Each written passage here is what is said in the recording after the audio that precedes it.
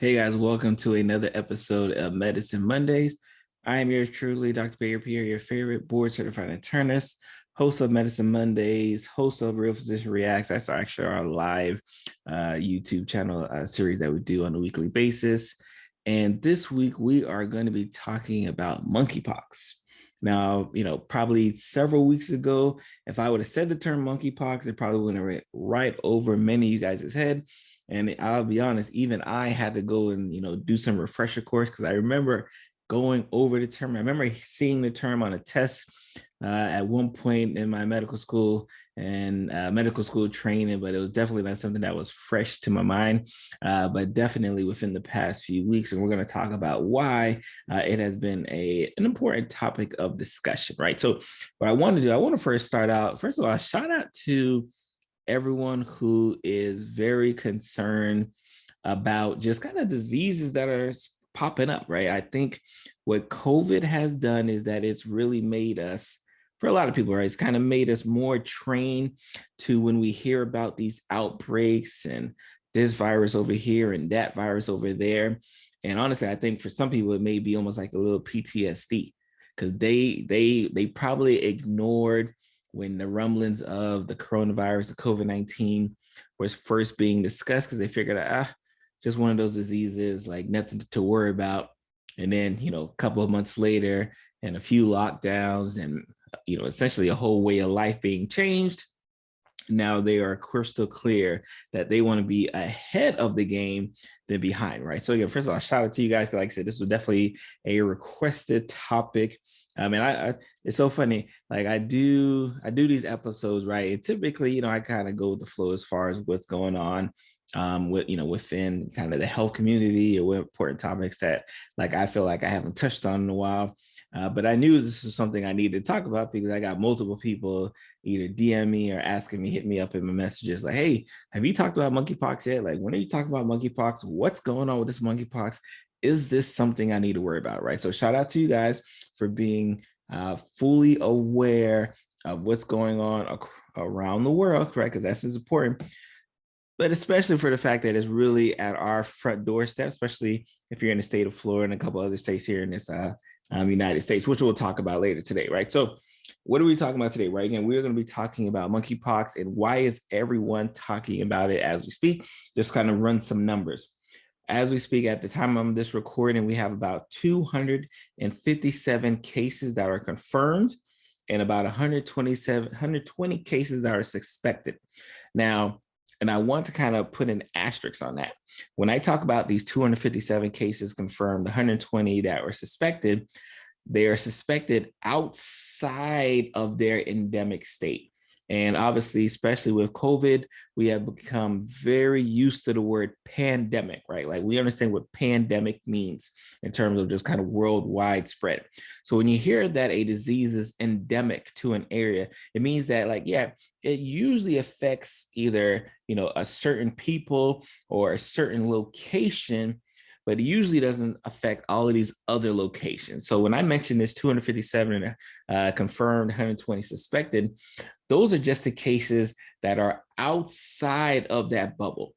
And I think that's what kind of raised the alarms because when it's happening in an area where it typically happens, it doesn't really make the news. Got to be fortunate, just got to be real. It doesn't really make the news. But when it starts popping up in places that quote unquote shouldn't be popping up in, and it's probably a bad choice of word, especially when we think about some of the rash pitch, especially if you Google monkeypox. I don't suggest you do, right? But if you Google it and you look at the Google images, you'll see what I mean, right? As far as kind of popping up. So as far as an endemic area that it is, in the normal typical area that it typically is found, as we speak, since mid-December, they have confirmed 1,365 cases with about 69 deaths. Usually those deaths becoming in the population group that are younger age or immunocompromised. In the United States, we have about 14 total cases here. And I just want to kind of, let me just run the states that you can find your monkeypox in. All right, so for those who are watching this on Medicine Mondays, again, I apologize to my podcast listeners, but you should definitely be checking out the YouTube channel as well. So the states here in the United States that already have confirmed cases: California, Colorado, Florida, Massachusetts, New York, Utah, Virginia, and Washington, right? So that makes about 14 total cases here in the United States. So again, this is why the alarms and the news is starting to kind of ring, right? Because again, when there was about 1,300 cases in that area of Africa where it typically occurs, really no one bats an eye. It's kind of, it's like yesterday's news. But the fact that it is popping up in places that it typically does not pop up in, this is when the concern happens, right? And this is when I kind of mentioned where I think a lot of times, like what you're seeing now is that because people are definitely aware of the effects that COVID has done to the world, they're anything, any virus, any bacteria, anything that pops up in a place that it shouldn't pop up is going to start ringing the alarm, right? And the World Health Organization currently classifies this outbreak as moderate risk, meaning like, yes, this is not something that we should ignore. This is something that definitely causes a concern. Now, again, and we'll talk a little bit later about kind of the severity of monkeypox and what you should do to try to prevent yourself. We're going to talk about that. But at least that the World Health Organization is like, yeah, this isn't something that you should just brush to the side, right? Like, remember, again, and I hate to bring it back, but early in the COVID-19 era, there was a lot of kind of brushing to the side of the effects of COVID-19. Like, oh, it's just going to be like the flu, nothing for us to worry about. And obviously, when we fast forward 2.5 months later, we see that that was clearly not the case, right, in terms of severity and concern, right? So again, now before I don't want no one to be scared and start running off thinking that this is the next COVID. It's likely not. And we'll talk about the severity of monkeypox and whatnot, but I don't think, hopefully, cross my fingers, that we're going to have to worry about any lockdowns due to monkeypox, but it is something you should be concerned about. So let's talk about what is monkeypox and just kind of give a nice little, definite breakdown for you guys so you can understand it. So monkeypox is a noted rare viral disease. It was actually first diagnosed here in 1958 worldwide. In the United States, actually diagnosed in 1970. And it's actually in the same family as smallpox. Now, for a lot of people, especially, younger of age, right, smallpox is not a disease you really think about because of vaccination, because of, practices like washing your hands is essentially got eradicated to the point where even, vaccinations isn't something that everyone gets because we've done such a great job at stopping the spread, it kind of died out. So when we talk about monkeypox, it is in the same family as the smallpox. Now, again, I don't want you to run off and thinking like monkeypox, smallpox, same thing. It is not, right? The severity of the monkeypox is not in that same weight class as the severity of maybe smallpox was. And again, remember, we wiped out smallpox by doing some, universal precautions, washing our hands, doing some simple things, wearing a mask, which I know, again, sounds kind of crazy, especially at this time here, but we did simple things to kind of get rid of it. Signs and symptoms, because this is, I know what people want to know, like, how do I know if I'm dealing with monkeypox? Because what invariably happens with a lot of people, whenever there's a new disease out there, if they get a cold, a flu, if they just get ill, they automatically think like, oh, I think I have that disease, right? So let's think about this. So signs and symptoms for monkeypox include fever, headaches, muscle aches, exhaustion, lymphedema, that's when your lymph nodes swell, and a significant rash that actually kind of goes through a 5-stage process. Now, the incubation period is about 7 to 14 days. So what does that mean? That means that about a week or 2 weeks, you can actually have monkeypox and not develop any symptoms. But once you do develop these symptoms, whether it be fever, whether it be the chills, whether it be the exhaustion, everything else, then you start having these symptoms kind of pop up pretty quick. Usually about 72 hours. And they typically last for about 2 to 4 weeks. So again, just some key differences, especially for those who are thinking, especially if you've dealt with the pandemic. Like when you had when you had the COVID-19, you knew that you got sick, right? But you may not get sick for, again, like 7 to 14 days, right? So kind of that same ilk. But if you had COVID-19, we know that you could get sick with COVID-19, and how long it gets you sick varies, right? There are some people, and we've talked about this on previous episodes where we talk about long COVID. There's some people who got COVID last year still dealing with the effects of COVID like right now, right? And here with monkeypox, yes, it causes some symptoms. Yes, it hits you quickly, but typically these symptoms kind of, dissipate at least within a month, right? But still, it sucks, right, to be sick for like 2 to 4 weeks before kind of getting over your illness, right? And more importantly, how is this spread, right? Because that's what we want to know. Just like the COVID-19 in that family, we know that the initial spread is from an infected animal to a human. Now, again, there's been studies that show could be monkeys, could it be rodents. They're not really sure which infected animal is the primary source of this, but they know that it typically comes from an infected animal and they get transferred over to a human. And then in that case, when we're thinking about human to human transfer, how is it that someone could give me monkeypox, right? Because that's what people are going to be concerned about. How can I get monkeypox from someone else? So bodily fluids is one thing. Touch is another thing, right? So if you come into contact with someone's rash, someone's sore, something in that regards, you can get it from that way. And obviously the most important thing, right? Respiratory droplets, right? Again, you have heard the same story before. So if you are in these close knit rooms where air circulation isn't great, there's a possibility that like I could have monkeypox, and then just me talking, me yelling, me laughing, me screaming, right? Maybe if I'm at a sporting event or something, right? I can pass it on to someone else, right? So definitely something to think about. Right? Again, we're not here to I'm not here to scare you. I'm not here to like have you running for the hills, but we're here to educate, right? So you guys are fully aware of everything that's going on, right? And typically it is diagnosed with like specialized lab testing in that regard. So typically, you need to go to the lab, they either swab or, take a blood sample, and then based on lab results, they can tell you, yep, you got monkeypox, right? So when I kind of mentioned that the 120 people have suspected cases, they're saying like, yep, you kind of fit every pattern of, a suspected case of monkeypox, but we don't necessarily have the testing back yet, right? So how do I treat this? Because again,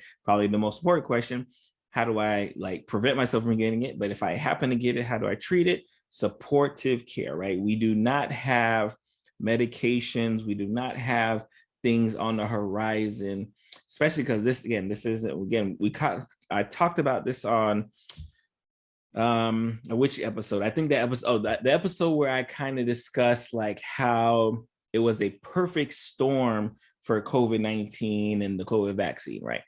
You're not going to see companies, spend millions and billions of dollars to try to develop a vaccine for monkeypox, right? For a few different reasons, right? Just so we can break it down. If you didn't catch that episode, I will put it in the show notes. One of the reasons is that because it's an endemic, right? So it only affects a small area.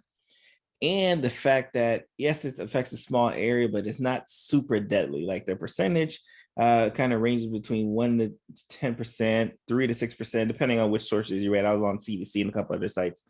World Health Organization was like 3 to 7%. CDC was like 1 to 11. So it definitely varies. And, that's probably because reporting and everything else. You're not necessarily going to see a vaccine that primarily is for the monkeypox. Now, obviously, we have the smallpox vaccine available, and because it's in the same family, there's likely some ability to have efficacy against it.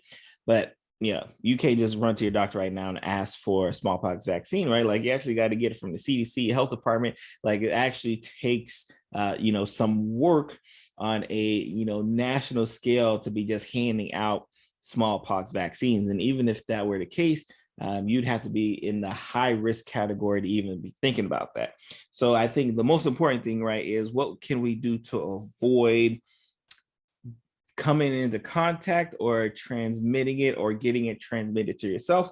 So obviously this sounds simple, avoid contact with animals who may have, suspected cases of this virus.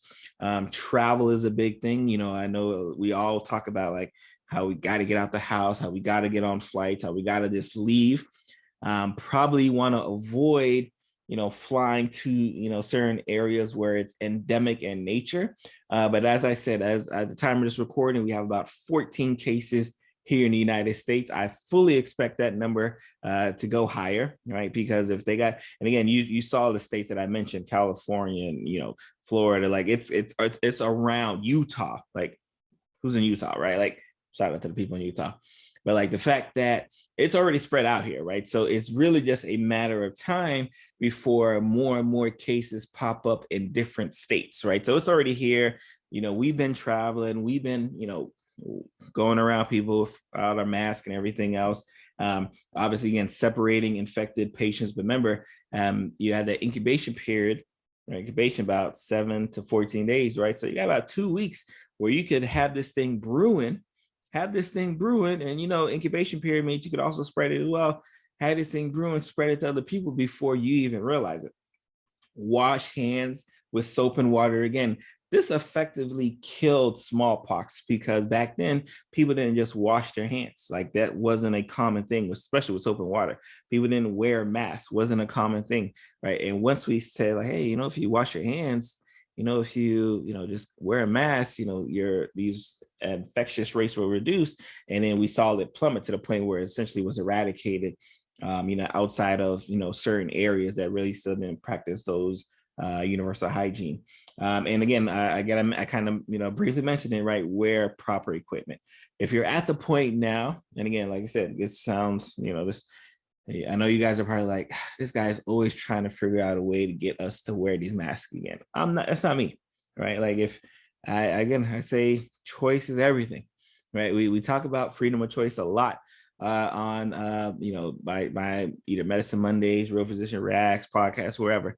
We talk about freedom of choice, but just remember that it does not absolve you from any consequences because of your choice, right? So if you make the choice, I'm going to go on these planes, I'm going to travel to these areas without a mask, without washing my hands, without doing those things there. And I know a lot of people may be thinking like, why does he keep mentioning washing hands? You would be surprised the amount of people who don't really wash their hands that well. Right? Like, this is unfortunately a common thing that a lot of y'all aren't really washing your hands as much as you should be washing your hands. You guys aren't using your hand sanitizer like you should be using your hand sanitizer. It's the reason why once you guys were forced to do that, flu cases dropped to the basement, right? Because the simple things that we said, hey, flu season's out. If you wear a mask, if you cover up, you wash your hands, you'll be fine. No one listened, right? Because they didn't believe, right? So flu cases just always continue to rise. But once you were forced to wear a mask, once you were forced to have, essentially a hand sanitizer section everywhere you go, all of a sudden the flu number is dropped. So that's it just is what it is, right? Like, that's just a level of protection for yourself, right? Now, again, just my conclusion, because I know this is what you guys are waiting for. What is my conclusion? I do feel that if you are having PTSD from COVID-19 and you're wondering like, is this monkeypox going to be the next COVID-19? I would say no, at least for now, right? I'm hoping that I'm right, because I don't want to be wrong, because I know that what would have to occur for the monkeypox to be like COVID-19, right? Just some certain things that will need to occur. One, our most, immunocompromised, our weaker populations would have to be infected with this virus at such a significant rate, that we'd have an increased number of deaths, right? As well as you'd have to see some shift in the way this virus has behaved in the past, where all of a sudden, instead of just having, 2 to 4 weeks of just feeling malaise and tired with the rashes, all of a sudden, you're having respiratory distress, cardiac related stress, going to the hospital. Like you'd have to have significant changes in just the way this virus typically acts, right? So I do not think that this is going to be our next COVID-19 and we're going to be on lockdown soon. But I do think, again, we shouldn't brush this off, right? Like, again, if the CDC, and I always mention this because it happens every time, if the CDC says, hey, restaurant X, right, has an increased number of cases of E. coli, don't eat the salad from there. You guys are not eating the salad from restaurant X, right? It just is what it is. But for some reason, when the same organization, CDC, says, hey, you know what, you got this virus out here, I would be worried about it, I'd be concerned about it, you got this virus out here, like, I'd wear your mask, I'd wash your hands. You guys are like, I don't trust the CDC, I don't trust the government, right? Like, you can't have it both ways, right? If you don't trust the government, then you should eat that salad that has that increased risk of E. coli. If you do trust the government, then, you know, when we say wash your hands, wear your mask, you should do that, right? Especially if you're high risk, right? Who is our high risk? This is our younger population. This is our older population. This is our population who has immunocompromising related diseases or on, medications that cause them to be immunocompromised. So there's, different subset of populations that could be affected in a lot more and more significant severity than our quote unquote healthier population, right? That's just something that I want us to avoid from here on out, right? Because it just is what it is, right? So again, first of all, shout out to everyone who requested we talk about the monkeypox, right? Again, like I said, it was something I asked. I was like, oh, y'all want to talk about it? Like I asked a question and y'all definitely said like, yes, talk about it, please. So here we are. I'm here truly, Dr. Pierre. I'm gonna see you guys next week.